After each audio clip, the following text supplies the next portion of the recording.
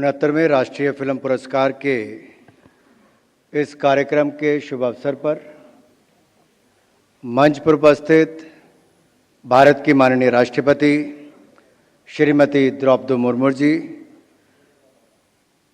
माननीय सूचना प्रसारण राज्य मंत्री श्री एल मुरुगन जी, सचिव श्री अपूर्व चंद्रा जी, मंच पर उपस्थित सभी ज्यूरी मेंबर्स, चेयरमैन, यहाँ पर उपस्थित सभी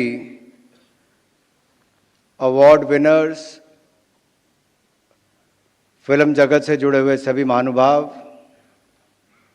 देवी और सज्जनों और मीडिया से आए हुए मेरे प्रिय मित्रों, मैं सबसे पहले तो आप सबकी तरफ से माननीय राष्ट्रपति श्रीमती द्रौपदी मुर्मू जी का बहुत बहुत स्वागत अभिनंदन करता हूं।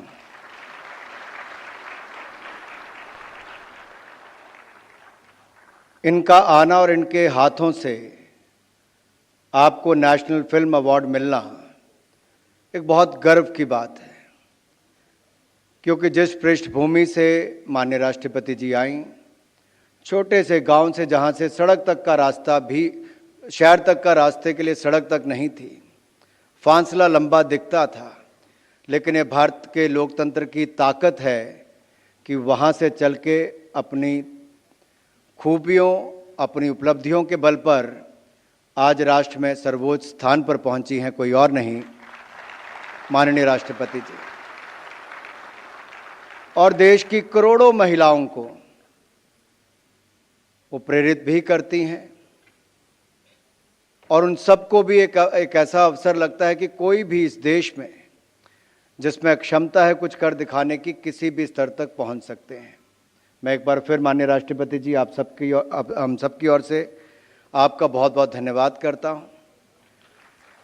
हम सब के लिए बेहद गर्व का क्षण है, क्योंकि हम यहाँ उन विशिष्ट प्रतिभाओं के लिए और उनकी उत्कृष्ट उपलब्धियों पर आज उनको राष्ट्रीय फिल्म पुरस्कार मिल रहा है, जिन्होंने सिल्वर स्क्रीन पर पिछले कई वर्षों में धूम मचाई है। और आज तो उनको अवार्ड मिल रहा है जो कोविड के समय भी, जब देश और दुनिया के सामने संकट था, ये बहुत मुश्किल लगता था कौन बच पाएगा कौन नहीं बच पाएगा, बहुत सारे लोग तनाव और दबाव में जी रहे थे।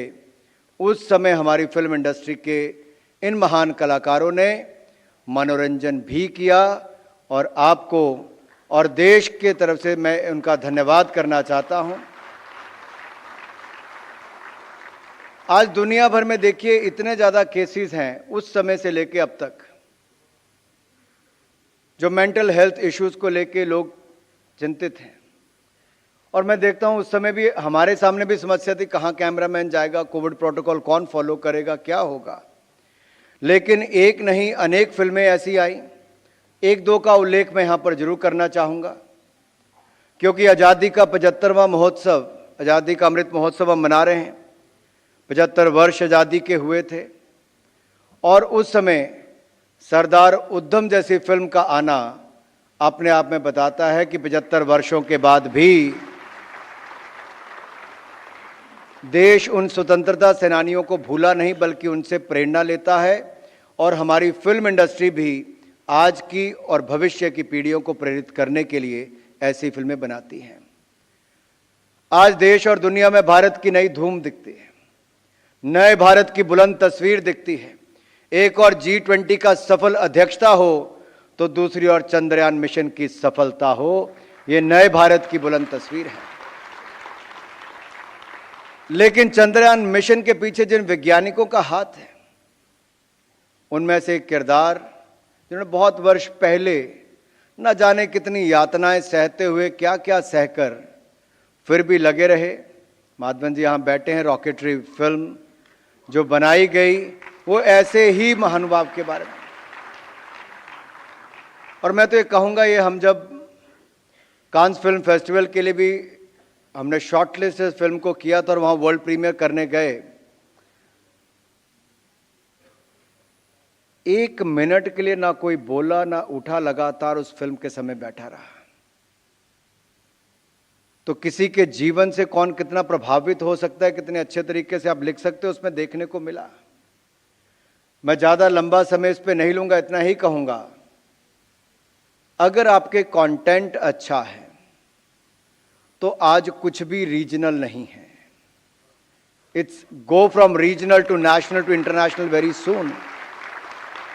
And Prime Minister Narendra Modi is very vocal about the local, whether it is the local products or the local films or the regional content. And we have seen the regional films doing extremely well at the international level. Whether it is from South or any other part of the country, there is nothing North, East, West or South. This is Indian film industry. Bharat की फिल्मों ने गूंज की है।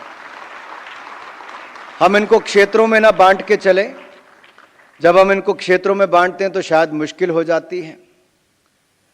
और मैं अपना अनुभव कई बार बताता हूं, क्योंकि मेरे पास युवा कार्यक्रम और खेल विभाग भी है। तो सेंट्रल एशिया का एक बड़ा डेलीगेशन आया था, तो उसमें 80-100 युवा थे। जब उन्होंने अपनी ओर से कुछ कर दिखाने का अनुरोध किया तो मुझे लगा शायद वो अपने देश का कुछ नृत्य करेंगे, कुछ गाएंगे। लेकिन उन 5 देशों के युवाओं ने भारतीय फिल्म इंडस्ट्री के गाने गाए और इंस्ट्रूमेंट भी उन्होंने बजाए। ये दिखाता है कि हमारा फिल्म जगत केवल देश की इन सीमाओं के अंदर नहीं, सीमाओं के बाहर भी उनकी बहुत बड़ी धूम है, उनके काम की पहचान है।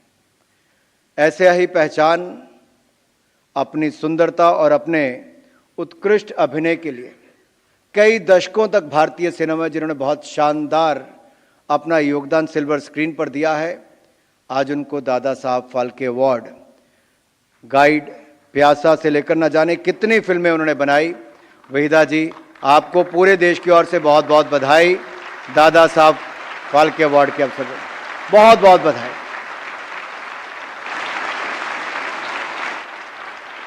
और मैं कह सकता हूं, ये फिल्में कहीं एक पीढ़ी तक सीमित नहीं होती हैं, ये कई पीढ़ियों तक प्रेरित करती हैं। ना आपको देख के कितनी महिलाएं इस फिल्म के क्षेत्र, फिल्म जगत के क्षेत्र में आई होंगी। और आज जब माननीय राष्ट्रपति महोदय यहाँ पर हैं, तो मैं इतना जरूर कहना चाहता हूँ, फिल्म इंडस्ट्री से जुड़ी हुई जितनी भी महिलाओं को आज सम्मानित किया जा रहा है, उनके काम के लिए उनको मैं दिल की गहराइयों से विशेष तौर पर बधाई देना चाहता हूँ। आपने शानदार काम किया है और आगे भी आप प्रेरित करते रहेंगे। 30 भाषाओं में 438 से ज़्यादा फिल्में आने पर और सूचीबद्ध भाषाओं में भी 13 भाषाओं की फिल्में शामिल थी। ये जूरी के लिए बहुत मुश्किल काम होता है। When I was the selector for the junior cricket teams with the BCCI way back, तो सबसे बड़ा मुश्किल होती थी, एक तरफ एक खिलाड़ी ने रन बड़े बनाए होते थे, दूसरी तरफ एक खिलाड़ी ने किसी बहुत मुश्किल परिस्थितियों में बहुत अच्छा किया होता था। तो लगता था किसको चुने, बहुत ज़्यादा रन करने वाले को या कठिन परिस्थितियों में एक बड़ी टीम के खिलाफ रन बनाए वाले। तो वही मुश्किल कहीं ना कहीं फिल्म वालों के सामने होती है। किसी ने बहुत बड़ा बिजनेस किया होता है, लेकिन किसी फिल्म ने बहुत बड़ा एक ऐसी छाप, अमिट छाप छोड़ी होती है। शायद वो बॉक्स ऑफिस पे हिट हो ना हो, लेकिन बहुत सारे लोगों के दिलों को जीतने का काम करती है। तो बहुत मुश्किल काम हमारी ज्यूरी ने भी किया है। मैं उनको भी आभार प्रकट करता हूं कि इस मुश्किल परिस्थितियों में भी 450 से ज़्यादा फिल्मों के लगभग आपने देखी और उसको फाइनल किया।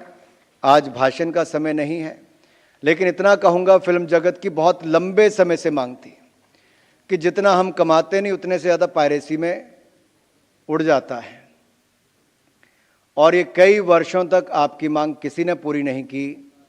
प्रधानमंत्री नरेंद्र मोदी जी की सरकार ने, हमने स्वयं पिछले पार्लियामेंट सेशन में सिनेमाटोग्राफ एक्ट को पास करवा दिया है। पायरेसी के खिलाफ एक बड़ी जंग हम सब लड़ रहे हैं और उसमें सरकार आपके साथ खड़ी है। मेरा अनुरोध फिल्म देखने वालों से भी रहेगा और फिल्म जगत के लोगों से भी, अगर आपको भी कहीं लगे कि कुछ अभी भी पायरेसी हो रही है तो आप हमें सूचित करें, उसके खिलाफ कड़ी से कड़ी कार्रवाई करेंगे। Animation, visual effect, gaming and comics, AVGC is a new sector and a growing sector. And we know there's a huge potential for that. We are coming out with a policy on that also and a lot of programs. And I'm sure India, who's known as a storyteller, country of storytellers, is going to do well. I said it in the past, I'll say it today also, that India has all the potential, not only to be the largest filmmaker, but India is going to be the content hub of the world. Whether it is for the filmmaking or for the post-production, India has all the potential, from the manpower, from the technicians to the software, and to the best of the best directors, producers and artists. Thank you once again. और एक बार फिर आप सबकी ओर से सभी award winners को बहुत बहुत बधाई और माननीय राष्ट्रपति जी का बहुत बहुत धन्यवाद। जय हिंद, जय भारत।